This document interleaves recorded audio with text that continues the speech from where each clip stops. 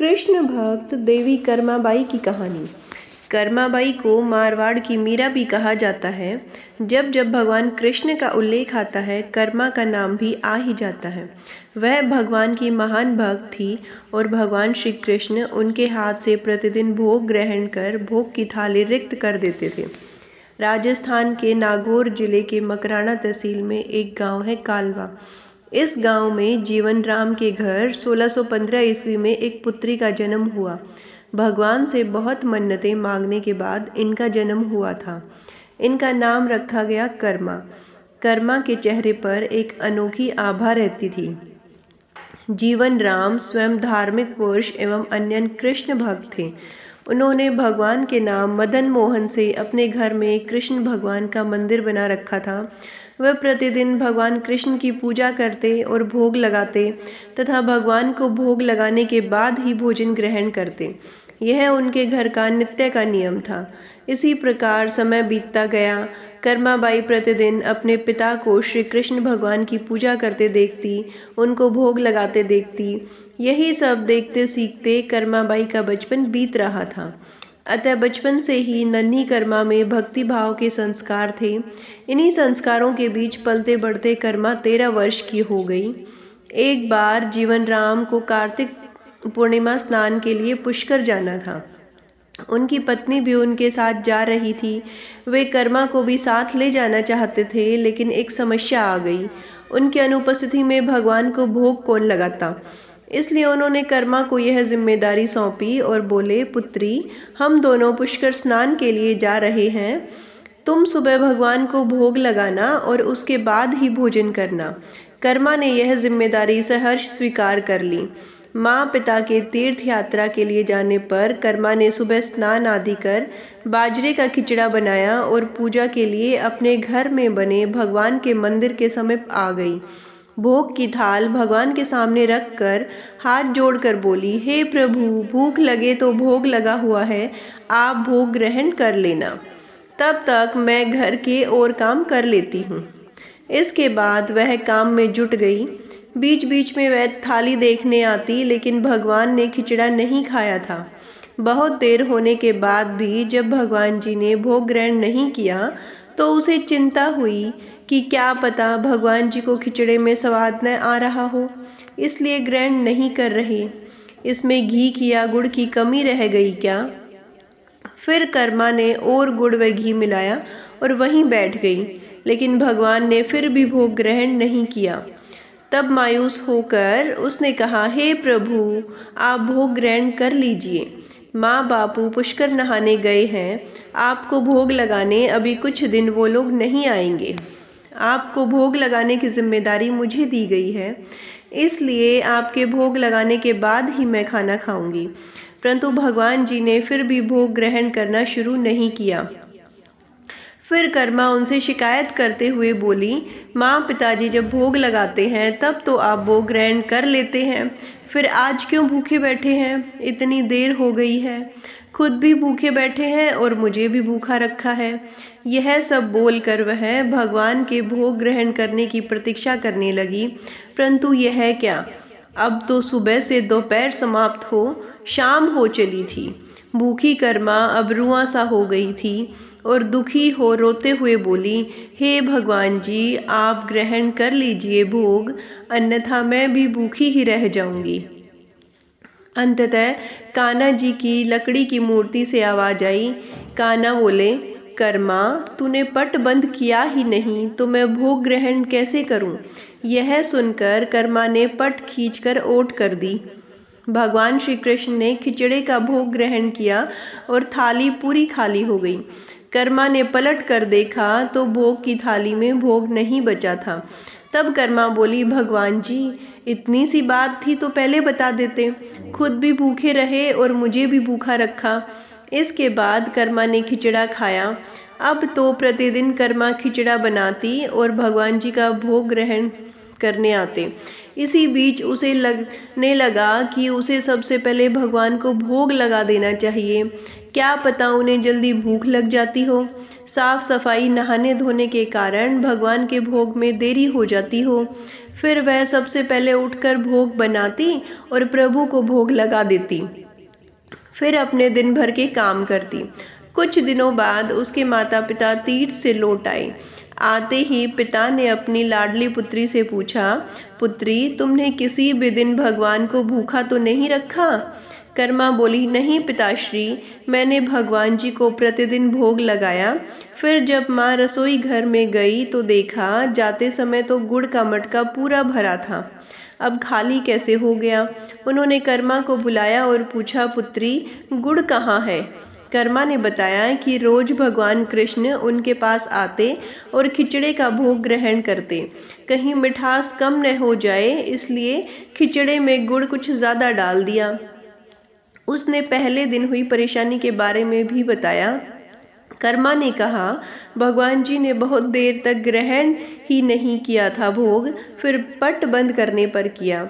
यह सुनकर माता पिता चकित रह गए। वे जिस ईश्वर के आशीर्वाद हेतु इतनी दूर तीर्थ यात्रा पर गए थे, जिन्हें पाने के लिए लोग न जाने क्या क्या करते हैं, कहाँ कहाँ ढूंढते हैं, वे भगवान उनकी बेटी के हाथ से उनके घर में खिचड़ा खाते हैं। यह कैसे संभव है? उन्हें चिंता भी हुई कि बेटी बावली तो नहीं हो गई है। ये भी सोच लिया कि क्या पता कर्मा ने ही पूरा गुड़ खा लिया हो। इस पर कर्मा ने कहा, अगर आपको यकीन नहीं है तो कल देख लीजिए, मैं खुद भगवान को भोग लगाऊंगी। इस आश्चर्य से वह रात भर सो नहीं पाए। अगले दिन कर्मा ने खिचड़ा बनाया और मंदिर में भोग की थाली रखकर पट बंद कर दिया और बोला, हे भगवान जी, ये लोग नहीं मान रहे कि मैंने आपको ही गुड़ घी खिलाया है, अब आप भोग खाकर स्वयं सिद्ध कीजिए। भक्त की पुकार सुन भगवान को तो आना ही था और कान्हा खिचड़ा खाने आ गए। तब जब पट खुला तो जीवन राम और उनकी पत्नी आश्चर्यचकित थे कि भोग की थाली में भोग बचा ही नहीं है। फिर कर्मा का जीवन प्रतिदिन भोग लगाते ही निकला। जब देवी कर्मा के माता पिता नहीं रहे तब वे एक दिन अपने कान्हा की मूर्ति साथ लेकर तीर्थाटन के लिए निकल पड़ी। परंतु भगवान की कृपा से उन्हें हर दिन खिचड़ा बनाने के साधन मिल ही जाते और वे प्रतिदिन कान्हा को खिचड़ा खिला लेती। तीर्थाटन करती हुई देवी कर्मा भगवान जगन्नाथ की नगरी पहुंच गई और वहीं रहने का मन बना लिया। वहां भी रोज भगवान को खिचड़े का भोग लगाती और पट बंद कर देती। भगवान भी प्रतिदिन उनके भोग को ग्रहण करने आते। जिस दिन उन्होंने पहली बार जगन्नाथपुरी में खिचड़ा बनाया, उसी दिन उनके पास से जा रहे एक बालक ने उनसे कहा, माता, घी की बड़ी अच्छी सुगंध आ रही है, क्या भोजन बचा है? देवी कर्मा ने कहा, हाँ बालक, बचा है, तुम बैठो, मैं तुम्हें देती हूँ। यह कहकर देवी कर्मा ने उस बालक के लिए भी खिचड़ा लगा दिया।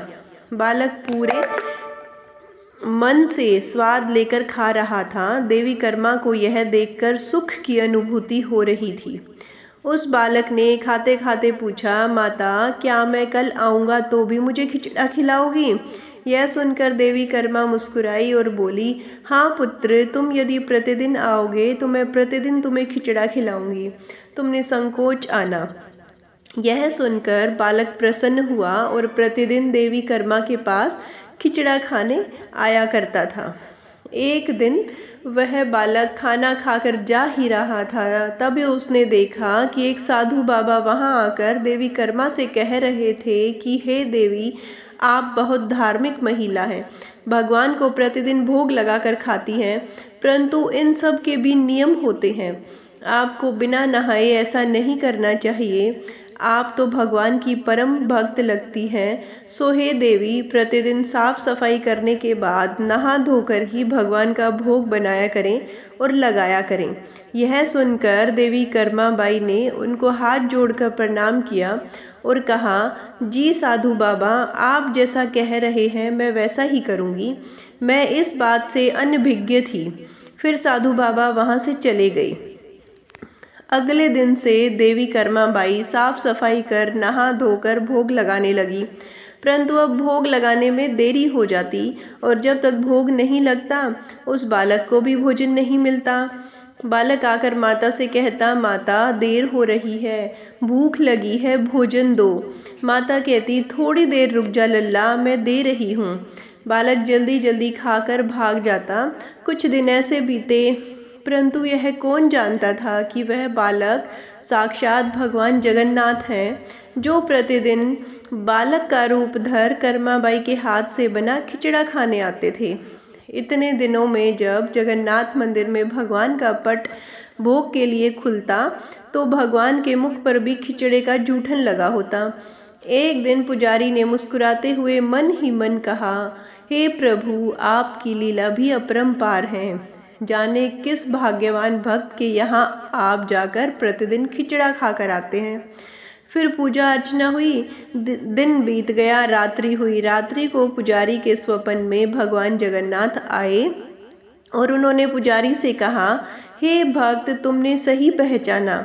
मैं अपनी एक अन्य भक्त कर्माबाई के यहाँ प्रतिदिन उनके हाथ का बना खिचड़ा खाने जाता हूँ।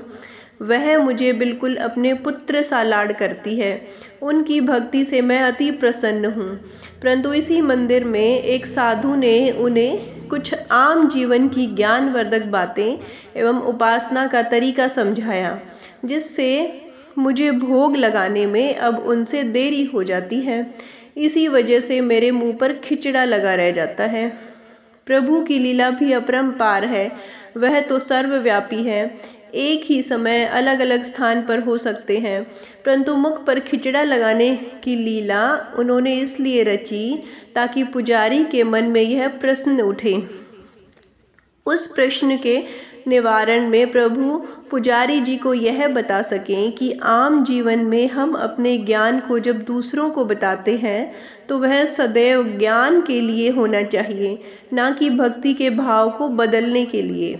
क्योंकि सांसारिक जीवन के लिए ज्ञान आवश्यक है, ज्ञान महत्वपूर्ण है, परंतु जहाँ भक्ति होती है वहाँ ज्ञान का कोई काम नहीं। भक्ति में भक्त अपने प्रभु के प्रेम में डूबा रहता है। उपासना के कई तरीके हैं, जितने भक्त जितने उपासक, उपासना के उतने तरीके। जब ईश्वर ने ही उपासना के तरीकों पर प्रश्न नहीं उठाया तो किसी को भी किसी और की भक्ति पर प्रश्न नहीं करना चाहिए। साधु गलत नहीं थे, साधु अपने ज्ञान के हिसाब से ही कार्य कर रहे थे, वह सही थे। परंतु उन्हें यह नहीं पता था कि जो महिला प्रभु को बिना नहाए खाना देती है, उसका भाव सिर्फ इतना है कि मेरे प्रभु को जल्दी खाना मिल जाए, वह भूखे न रह जाएं, और यह प्रेम भाव प्रभु के लिए हर नियम से ऊपर था। इन बातों को सुनकर पुजारी जी ने साधु बाबा को बुलवाकर यह बात कही। साधु बाबा को भी अपनी गलती का एहसास हुआ कि वह भगवान और भक्त के बीच में आ रहे हैं, और उन्होंने बिना समय गंवाए माता कर्मा के पास जाकर कहा कि हे देवी, आप जैसे प्रभु को पहले भोग लगाती थी वैसे ही लगाइए। मैं आपकी भक्ति नहीं समझ पाया, इसलिए मुझे क्षमा करें। देवी कर्मा ने कहा, जी ठीक है, मैं कल से फिर से उसी समय पर वैसे ही भोग लगाऊंगी। माता कर्मा ने फिर उसी तरीके से भोग लगाना शुरू कर दिया और भगवान के मुख पर खिचड़े का जूठन अब नहीं लगा होता। ऐसे ही कई वर्ष बीत गए। एक दिन पुजारी जी ने देखा भगवान की आंखों से आंसू बह रहे हैं और वह भोग ग्रहण नहीं कर रहे। तब उन्होंने मन ही मन फिर से पूछा, हे प्रभु, ऐसा कौन सा अपराध है हुआ है हमसे कि आपने भोजन ग्रहण नहीं किया और आपकी आंखों से आंसू बह रहे हैं। प्रभु, यदि हमसे कोई अपराध हुआ है तो हमें क्षमा करें और भोग ग्रहण करें। आपके भक्तजन प्रसाद के लिए प्रतीक्षा कर रहे हैं। फिर क्या था, भक्त वत्सल्य प्रभु ने प्रसाद ग्रहण कर लिया, परंतु प्रभु के भोग देर से ग्रहण करने की बात और उनकी आंखों में अश्रु बहने की बात पूरी प्रजा में तेजी से फैल गई। यह बात महाराज तक जा पहुंची। महाराज अति शीघ्र मंदिर पहुंचे और वे पुजारी जी से विचार विमर्श करने लगे। फिर उन दोनों ने भगवान के पास हाथ जोड़कर विनती की कि प्रभु, कृपा हमें बताइए कि इस बात का क्या संदेश है। रात्रि पहर जब वह सो रहे थे तब भगवान राजा के सपने में आए और उन्होंने कहा कि मेरी एक अन्य भक्त थी कर्माबाई, जो प्रतिदिन मुझे खिचड़े का भोग लगाती थी और मैं प्रतिदिन उनके यहाँ बालक रूप में जाकर खाया करता था। परंतु आज उन्होंने अपने अंतिम श्वास लिए और मुझ में सदैव के लिए लीन हो गई। अब मुझे बालक की तरह प्रेम कर कौन खिचड़ा खिलाएगा?